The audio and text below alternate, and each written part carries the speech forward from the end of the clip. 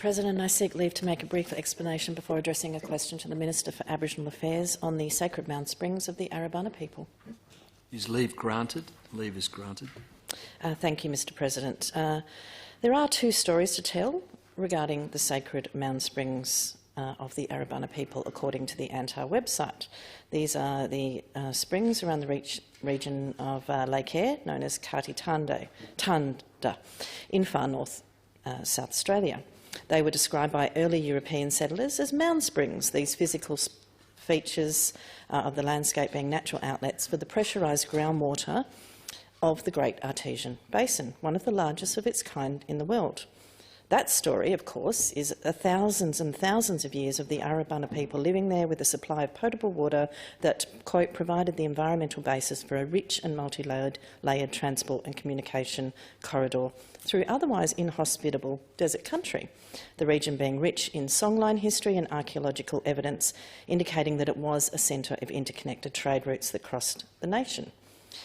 The other story is, of course, more recent and concerns the extraction of water from the Great Artesian Basin, and indeed that began in the late 19th century, with the pastoralist era increasing this significantly to the current day. Indeed, since the 1980s, in terms of the water drawdown, there has been a significant acceleration of that. In the last 20 years, we've seen the springs disappearing due to industries such as mining, pastoralists and petrochemical companies. And indeed, these mounds have no protection under the Aboriginal Heritage Act due to the special carve-outs of the legislation of 1982, the Roxby Downs Indenture Ratification Act, which continues to be in place with the protections afforded BHP and their Olympic Dam site. My questions to the Minister are, is he concerned that the Mound Springs aren't afforded the protections of the Aboriginal Heritage Act, and does he believe that the 1982 protections carved out for BHP should stand today? Call the Minister for Aboriginal Affairs. I thank the honourable member for her question and her ongoing and interest in this area. The honourable member is quite right. The 1982 Roxby Downs Indenture Act did make allowed things to occur without reference to certain Acts of Parliament. And so one of them was the later to be introduced 1988 Aboriginal Heritage Act in South Australia. I am a supporter of making sure Aboriginal heritage is protected to the highest standard it can be, sir.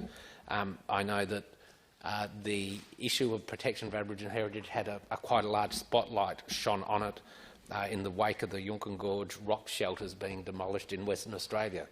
Not only did it lead to a much more significant awareness, I think, in Australia and internationally, but it focused the minds of legislators and led to a Senate committee being established to look into the issue that have made a number of recommendations that certainly we are looking at in South Australia to see how they might apply to Aboriginal protection in South Australia. I can't remember the exact quote, sir, but in the wake of the destruction of Yunkin Gorge, I know BHP in South Australia pledged that, notwithstanding the indenture agreement, that they would look not to disturb heritage sites without consultation with traditional owners, even in areas that they'd previously done so or been given permission to do so. I will seek an update, and I suspect I'll have to consult with my colleague, the Minister for Mining, about BHP's operations and bring back a more further information as I can get it in relation particularly to Mound Springs. Ms. Lensink.